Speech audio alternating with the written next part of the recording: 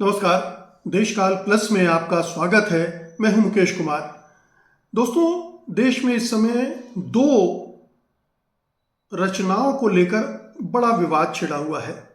एक तो वंदे मातरम को लेकर और दूसरा रविन्द्रनाथ टैगोर ने आमार सोनार बांग्ला लिखा था उसको लेकर। ये दोनों जो विवाद छेड़े गए हैं उनके पीछे मंशा क्या है, नीयत क्या है, किस तरह से वो हिंदू मुसलमान के ध्रुवीकरण से प्रेरित हैं, आज मैं आपको उसी के बारे में बताऊंगा कि ये जो दोनों रचनाएं हैं, जिसको आप वंदे मातरम राष्ट्रगीत है हमारा, और आमार सोनार बांग्ला जो कि बांग्लादेश का राष्ट्रगीत है, इन दोनों को लेकर जो विवाद खड़ा किया गया है उसके मकसद क्या है, उसके एजेंडे क्या हैं। पहले आते हैं वंदे मातरम पर। बीजेपी का आरोप है कि कांग्रेस ने मुस्लिम तुष्टीकरण के लिए वंदे मातरम के केवल 2 छंद 2 पैरा लिए और बाकी छोड़ दिए। अब ये आरोप इतना घटिया आरोप है जिससे बीजेपी की मानसिकता को समझा जा सकता है, क्योंकि वो हर समय कांग्रेस जो आंदोलन चला रही थी स्वतंत्रता की, उसको बदनाम करने की कोशिश करती रहती है। 1937 के फैजपुर अधिवेशन में वंदे मातरम का ये गीत स्वीकार किया गया था, गाया गया था, और ये माना गया था कि इसके केवल 2 छंद लेना ही पर ठीक होगा, क्योंकि उस समय हिंदू मुस्लिम एकता एक बहुत बड़ी चुनौती थी और तमाम जो स्वतंत्रता आंदोलनकारी थे, जो कि हिंदू और मुस्लिम दोनों तरह की सांप्रदायिक राजनीति से अलग थे, एक तरफ मुस्लिम लीग थी, दूसरी तरफ हिंदू महासभा और आरएसएस था। ये दोनों एक एक धर्म की सांप्रदायिक राजनीति कर रहे थे और कांग्रेस उसमें से बीच का रास्ता निकालते हुए सारे धर्मों के लोगों को साथ रखते हुए आगे बढ़ रही थी।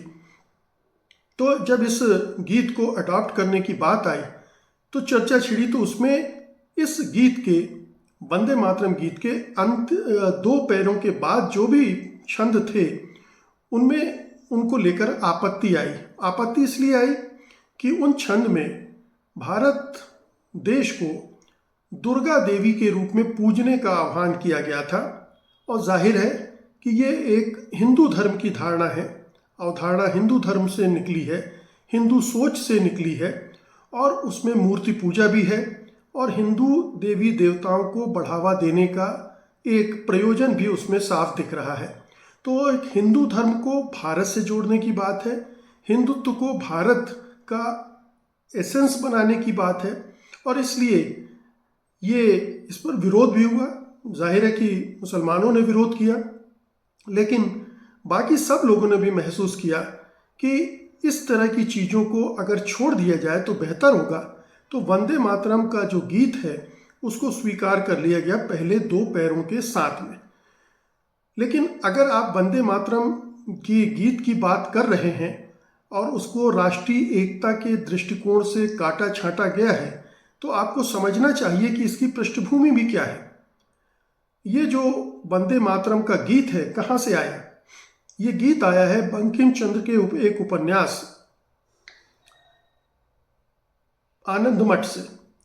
आनंद मठ एक बहुत ही सांप्रदायिक किस्म का उपन्यास माना जाता है, जिसमें हिंदू मुसलमान की अवधारणा को पहली बार ऐसा माना जाता है कि इंट्रोड्यूस किया गया था। मतलब अपने अधकच्चेपन के साथ हिंदुत्व वहाँ दिखता है, जिसमें एक सन्यासी विद्रोह की कहानी है। जो हिंदू सन्यासी हैं वो नवाब के खिलाफ विद्रोह करते हैं, और उसमें हिंदू और मुसलमानों को खलनायक बनाया गया है और हिंदुओं का दमन हो रहा है, ये दिखाया गया है।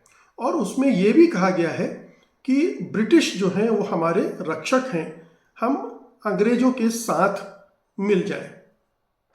तो ये आनंद मठ की पूरी कहानी का सार है, और इसीलिए आनंद मठ बहुत ही विवादास्पद उपन्यास है। उसको सांप्रदायिक उपन्यास भी माना जाता है, और बाद में बंकिम चंद्र ने भी इसको एक तरह से स्वीकार किया था और बाद में उसको संतुलित करने की कोशिश भी की थी।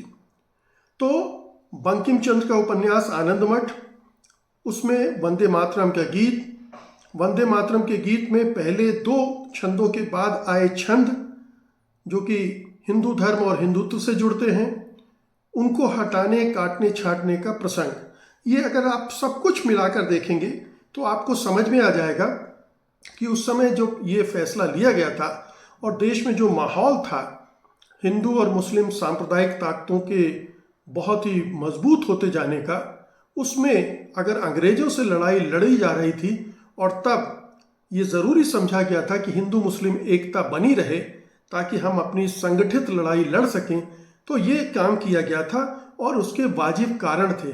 ऐसा नहीं था कि ये केवल मुसलमानों का दबाव था जिसमें कांग्रेस आ गई, बल्कि आप खुद अपने विवेक से सोचें कि जिस देश में विभिन्न धर्मों के लोग रहते हों, उस देश को किसी एक धर्म के देवी देवताओं से जोड़ा जाए, ये कहाँ तक न्याय संगत है?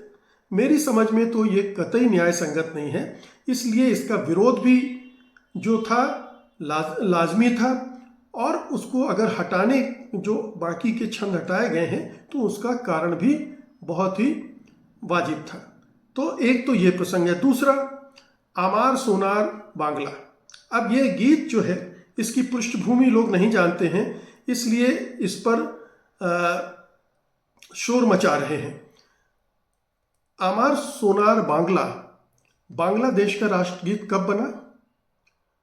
1972 में, जब बांग्लादेश आज़ाद हुआ। उसके बाद बांग्लादेश ने इस गाने को अडॉप्ट किया। इस गाने को किसने लिखा? इस पर हमें गर्व करना चाहिए कि किसी दूसरे देश का राष्ट्रगीत हमारे देश के किसी कवि ने लिखा, और वो कवि कोई छोटा मोटा कवि नहीं, नोबेल पुरस्कार से सम्मानित गुरुदेव रविन्द्रनाथ टैगोर थे। और ये गीत कब लिखा गया? ये गीत लिखा गया 1905 में, जब अंग्रेजी हुकूमत बंगाल को विभाजित कर रही थी। अंग्रेजी हुकूमत ने तर्क ये दिया था कि ये बहुत बड़ा राज्य है और प्रशासन की दृष्टि से मुश्किल हो रहा है, इसलिए हमको 2 हिस्सों में बांटते हैं, पूर्वी बंगाल और पश्चिमी बंगाल। लेकिन उसमें हिंदू मुसलमान का बंटवारा वो कर रही थी, क्योंकि ईस्ट बंगाल में मुसलमानों की बहुतायत थी और पश्चिम बंगाल में हिंदुओं की। इसका पूरा जमकर विरोध शुरू हो गया, आंदोलन शुरू हो गए, ब्रिटिश चीज़ों का बहिष्कार शुरू हो गया। स्वदेशी की बात जो गांधी ने बाद में की, वो इसी आंदोलन के दौरान स्वदेशी चीज़ों का बहिष्कार, विदेशी चीज़ों के बहिष्कार का कार्यक्रम शुरू हो गया। और जो ये गाना लिखा था, इसी पृष्ठभूमि में रविन्द्रनाथ टैगोर ने लिखा था, आमार सोनार बांग्ला। शुरू में इस गाने में बंगाल की प्राकृतिक छटा और उसकी संपन्नता का बखान है, खूबसूरती का बखान है। बाद के पैरे में ये आता है कि बंगाल इस समय एक अंधेरे से गुजर रहा है, उससे लड़ना पड़ेगा, और वो अंधेरा बंगाल के विभाजन का था। तो उस पृष्ठभूमि में रविन्द्रनाथ टैगोर ने ये गीत 1905 में लिखा था। अब सोचिए, 1905 में लिखा गया गीत किसी दिन बांग्लादेश का राष्ट्रगीत बन जाता है, और वो गीत पूरा बंगाल पहले से गुनगुनाता आ रहा है। इसको संगीतबद्ध भी गुरुदेव रविन्द्रनाथ टैगोर ने किया था, और रविंद्र संगीत में इसको ढाला गया है। अब इस गाने की 2 लाइनें असम में सेवा दल के एक कार्यक्रम में एक नेता गुनगुना देता है, तो उस पर यह बवाल उठ जाता है कि आपने बांग्लादेश के राष्ट्रगीत को गाया।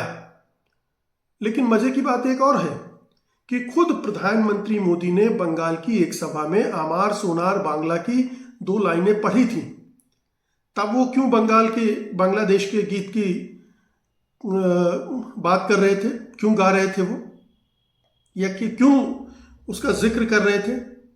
क्योंकि आमार सोनार बांग्ला ये गीत रविन्द्रनाथ टैगोर का है, वो हम सब की विरासत है। बांग्लादेश ने उसको राष्ट्रगीत बना लिया है तो वो उसका हो गया, हमारा नहीं रहा। ये कहाँ से तर्क आता है? ये तर्क आता है एक सांप्रदायिक सोच, विभाजनकारी सोच वाली विचारधारा से, राजनीति से और एजेंडे से। तो चाहे वंदे मातरम हो, चाहे आमार सोनार बांग्ला, ये दोनों को इस पूरी पृष्ठभूमि के साथ देखना चाहिए, समझना चाहिए कि ये जो दो खूबसूरत गीत हैं उनको हमको किस तरह से अपने समाज में इस्तेमाल करना चाहिए। बहुत सोच समझकर 1950 में जब वंदे मातरम को राष्ट्रगीत बनाया गया था, तब भी दो ही छंद उसके लिए गए थे, बाकी नहीं लिए गए थे, क्योंकि हम जानते हैं कि बाकी जो छंद हैं वो हिंदुत्ववादी मानसिकता से प्रेरित थे बंकिम चंद्र की, और वो किसी एक धर्म से जुड़ जाता है। इसलिए बेहतर था कि जो हिस्सा पूरे देश को स्वीकार्य हो उसको हमने अडॉप्ट किया, और अडॉप्ट करना चाहिए था। इसी तरह से आमार सोनार बांग्ला भी है।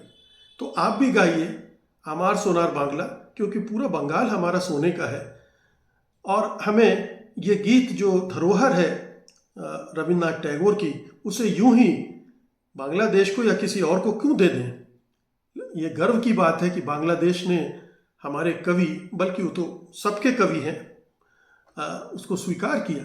तो इस पे हमें गर्व भी होना चाहिए, खुश भी होना चाहिए, और इस विभाजनकारी राजनीति के फेरे में नहीं पड़ना चाहिए। बहुत बहुत शुक्रिया आपका। धन्यवाद। नमस्कार।